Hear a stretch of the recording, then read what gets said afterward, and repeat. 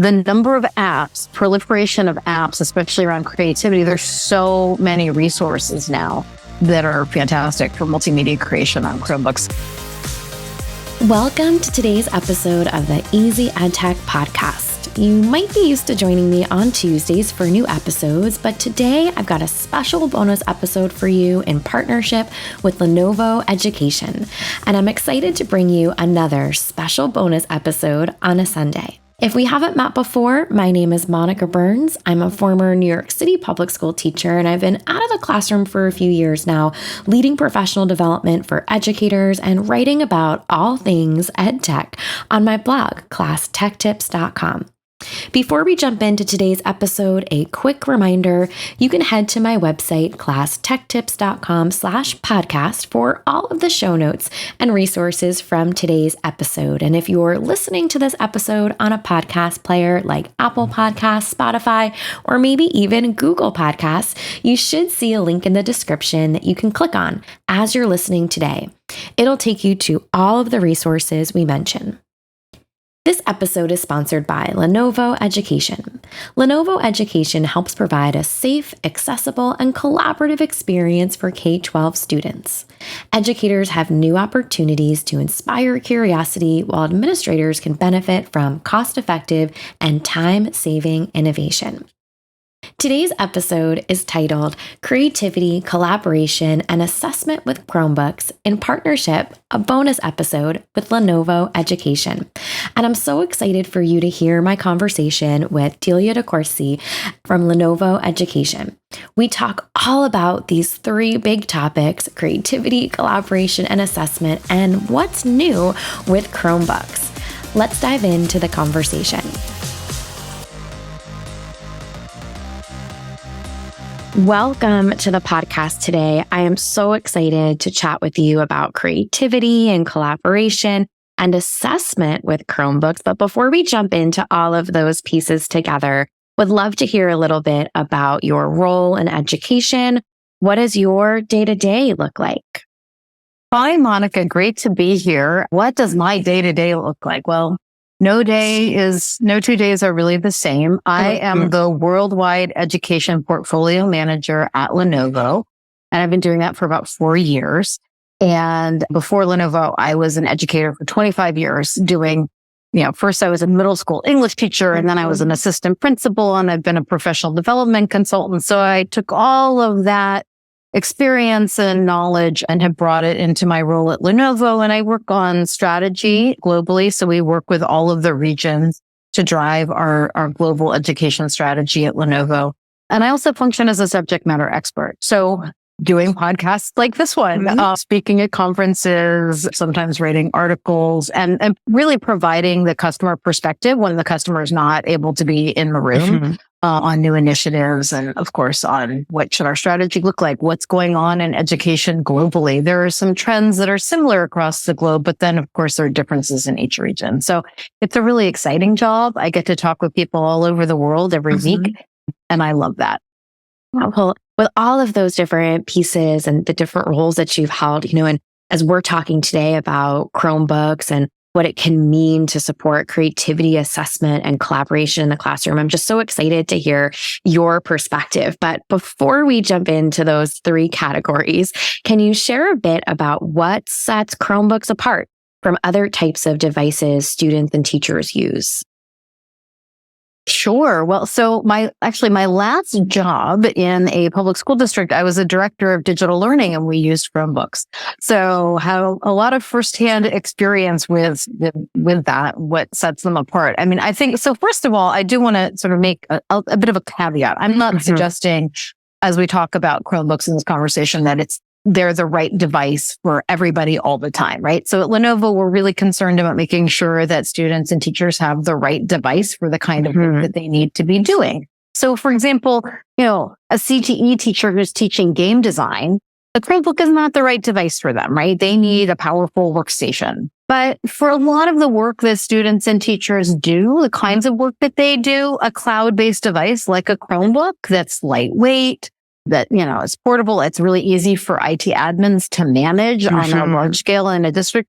They are the right device. And in addition, to them being lightweight, affordable, there have been real great advances in security for Chromebooks. Mm-hmm. Chromebooks came out in 2011. So 12 years ago, the number of apps, proliferation of apps, especially around creativity, there's so many resources now that are fantastic for multimedia creation on Chromebooks. So that's another reason that I think that they can be really powerful for students. But the concern for teachers has often been, well, I don't have enough storage, the screen real estate, they're not big enough. And, we have with Google designed devices now that are better for teachers when it comes to the Chrome ecosystem. So the Flex 5i is a really good example of that. Mm-hmm. So we've kind of addressed some of those teacher concerns, I think. A little bit more powerful Chromebook with more screen real estate. The other thing I will point out, especially on the student side, but it's also relevant for teachers, is that when it comes to equity and access, I think Chromebooks can be a really great solution for school districts and for schools. So you've got LTE functionality, like our 300E has that LTE option so that students who don't have Wi-Fi at home can still learn from anywhere. Offline mode is really effective, especially like in my school district. There were places where LTE wasn't even an option because there was no data available. There was no cell service because there were parts that were really rural. So the offline mode that you can use with Google Workspace is really useful. So, and there's a lot of great accessibility features that are built into the Chromebook as well as Google Workspace. So I think for all of those reasons, Chromebooks can be a great solution for districts. And so much of what you mentioned, I know I spend a lot of time in schools. We're recording today on a Friday.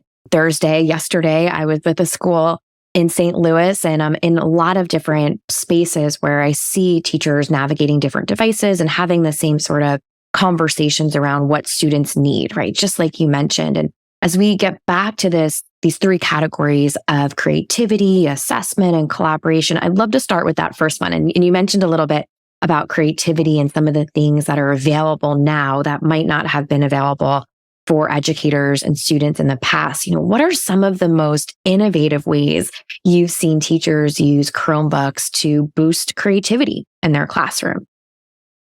So I think in an ideal world, which we'd love to all live in the ideal world, but in an ideal world, you've got the teacher acting as a creator, creating really great content for students to access and learn from. But then you've also got the teacher positioning the student as a creator. And I think Chromebooks do that really well. And I'll talk a little bit about how I've seen that happen. But I also kind of want to stress that when the teacher is using a Chromebook as well, it helps them engender the students' creativity even more because they understand the workflow better. They understand all the apps that the students can use, and they can integrate all of that into their work in Google Classroom or whatever learning management system they're using. So I do want to stress that, like, when everybody's working in the same ecosystem, it makes the understanding of the workflow that much greater. I saw that in my district because teachers were not on Chromebooks. I was actually in a district, I was thinking about this last summer, where the teachers were not on Chromebooks and students weren't. They said, we just want to be in the Chrome ecosystem with the students. Yeah. And it really got me thinking a lot more about that and kind of revisiting the power of that. So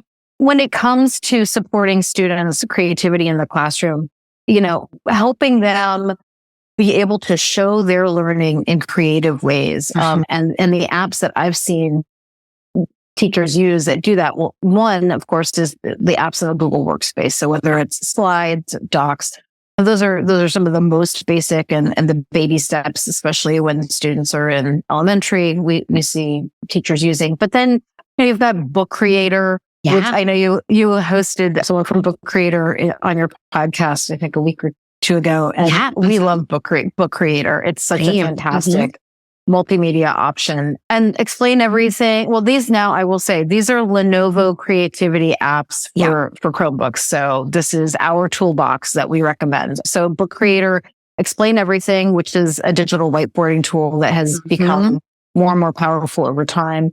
WeVideo is, of course, a great video editing option. And I will say, this was probably 5 years ago, I worked with a teacher in Michigan who was doing research projects with her elementary school students. The Common Core now says that students in elementary should be doing research. So she lets students select their own topics to research and then have them display their learning through their scaffolded research project and process via Explain Everything. So they were teaching other students what they had learned. So that's just, a standard example of how you can use a creativity app for students to display their learning. But I think another kind of everyday version of that I saw, that's not necessarily project based, is teachers using hyperdocs and playlists. Mm-hmm. So using the Google Workspace, whether they're creating a hyperdoc or a playlist in Slides, Google Slides, or in Google Docs. And then so that the student is walking through the learning, and they maybe can make selections about, do they want to watch the video or do the reading to learn about the topic? But then they can display their understanding using whatever tools the teacher provides for them. So if a teacher has a standard toolkit that they use in their classroom, they can say to the student, you can use Book Creator or Explain Everything, or make a video using WeVideo to show your learning about this topic we just learned about in the hyperdoc or the playlist. And so that gives students more autonomy and more choice. I love that combination of providing these creative experiences for students, or having a toolkit or things that they have experience with, that teachers are experienced with, and then having the choice piece, right? Where they may be in that moment where they have a feeling or they're called to, share their learning in a specific way, and it's all there, for them. And in terms of assessment, which may come into play here too, especially if we're looking at projects or different ways to check for understanding, how can teachers leverage Chromebooks to enhance the assessment process and better measure student performance and learning? Well, so when we say the word assessment and Chromebooks, the first thing I thought about was, well, for standardized testing, you could put Chromebooks in kiosk mode. I mean, and this was a massive undertaking, of course, that we did in district. And that is a very useful way of using Chromebooks that happens, a couple times a year. But when we're talking more formative assessment, I think about really great tools like Kahoot or Mentimeter, right? Using those quiz tools and those polling tools. And Chromebooks make that easy. It's very easy to pull them up. You can have them on the dock, and they're pinned right there.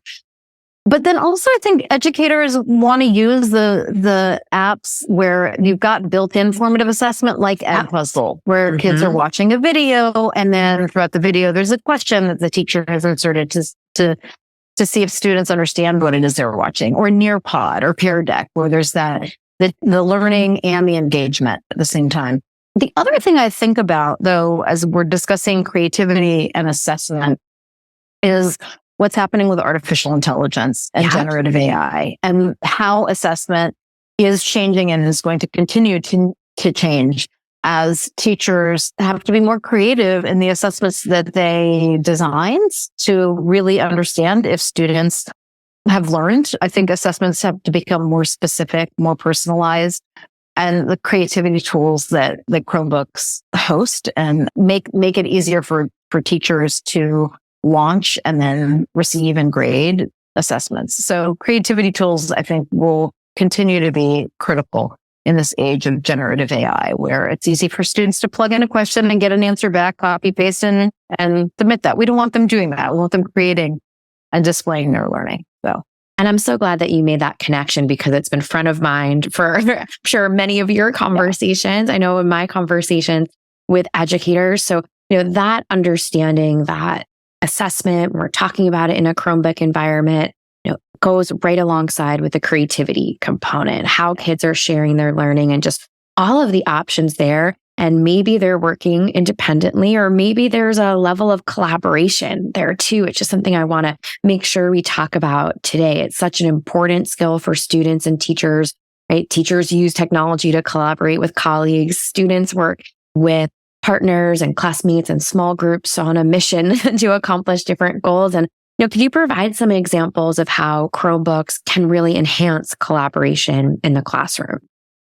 Yeah, absolutely. I do think one of the greatest strengths of the Google Education Workspace is that real-time ability to work together in the same document or the same slide deck, and the changes are instantaneous. There is no lag. And it makes it easy, whether you're sitting side by side across the room or in different countries, to do work together. That's very powerful. And that's been going on for a long time, right? That's really not new. That's seamlessness. And so many of the apps that Chrome hosts, you can share. So whether it's Explain Everything, you can together create on a digital whiteboard or Jamboard. Google Jamboard has those same sorts of capabilities where you can create together. Something new, though, that your listeners might not know about is the new screencasting app that Google has put out. That is just an inherent part of the Chromebook. I mean, you can pin it to your dock and use it, and it doesn't have as much functionality as, say, Explain Everything, but it's really quick and it's easy and it's right there, and there's no subscription fee or anything. And you can use that in conjunction with Cast Moderator, which is where you can wirelessly share your screen to a central display. So that is going to allow more collaboration within sort of small groups or whole group settings. And I think that is a powerful tool. So you can use them together, you can use them separately, but we're pretty excited about the Cast Moderator functionality, that wireless screen share. Yeah, those are two great examples, especially for educators who may think about collaboration first with a shared document, right? Or a shared slide deck, which is part of the puzzle, right? Or part of what we talk about with collaboration in this ecosystem. But those two pieces are ones that I know I've heard certain conversations about, but not as wide when talking to educators. And, I'd love for listeners to hear about, some more of these things that may be unexpected or new to them. Are there any other Chrome features that teachers might not be fully utilizing, but could help foster the creativity piece that we talked about, maybe the collaboration or even that assessment woven through? Yes, it's the 4 C's, right? I mean, we've been talking about the 4 C's for a long time, but that framework still works. And I guess we're saying assessment, but critical thinking. So I was excited to discover pretty recently, I believe these announcements both happened at ISTE. So Adobe Express is now free for Chromebook users in education in the US. So teachers can reach out to Adobe and say, I need subscriptions for my classroom. And this is Adobe Express, used to be Adobe Spark, great multimedia app. And it's a wonderful way for students to show their learning. There's lots of templates. The thing I love about it is there's not a long onboarding process for students. Agreed. It's not like it takes a ton of training for the kids to get it, right? They can jump in, they can just start. And again, they can collaborate on a template together, on a project together. So that's exciting, that free app for teachers and students. The other thing, and you might know this already, but Minecraft Education Edition is now available for Chromebooks. And I was pretty psyched about that and figured that other people would be too. No, those are two really great ones. I've done a lot of work with the Adobe Express team and so excited about some of the templates that are there, really strong for back to school. So I'm so glad that you mentioned that. And one of the pieces of advice I often give educators when they're looking through different tools, like the ones you mentioned, are, those quick starts, right? That I can jump right in. I can do a low lift project. I can use one of these templates. And, that's one piece of advice that often comes to mind during the conversations I'm having with educators. But what advice would you give to teachers who maybe they're new to using Chromebook, something just arrived for the new school year?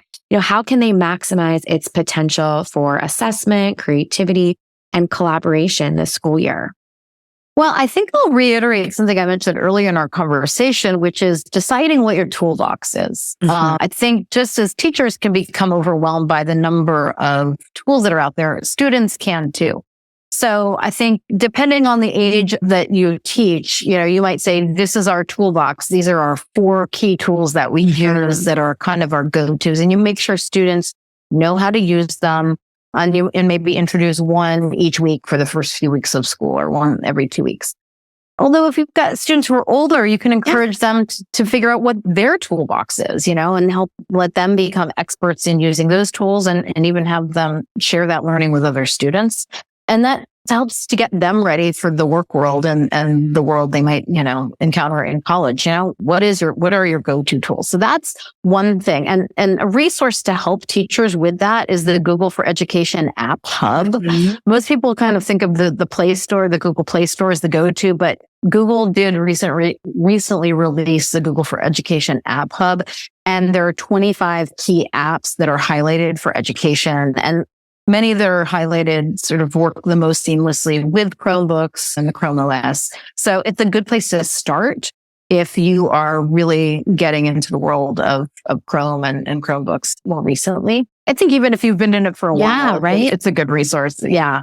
So that would be one of my big pieces of advice as a starting point. The other thing is you'll want to make sure that you check out all the accessibility features in Chromebooks, because a lot of those features are not just good for students who have learning differences, but, just sort of as the best practice. So there's something called read mode, which I would encourage people to check out. That's a new functionality, and it allows the user to have more focus when they're reading or to make larger or highlight certain text. And I think that can be helpful when you're reading on the internet. But you have to go into the Chromebook settings and turn on the accessibility features and make sure that they're in your dock. And once you do, it's easy to make changes. So I would encourage educators to check those out.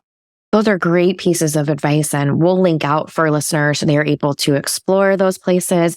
And of course, to learn more about Lenovo Education, we'll put all of the links for people to find. But can you tell us, where can people learn more about Lenovo Education or connect with you to learn more about your work?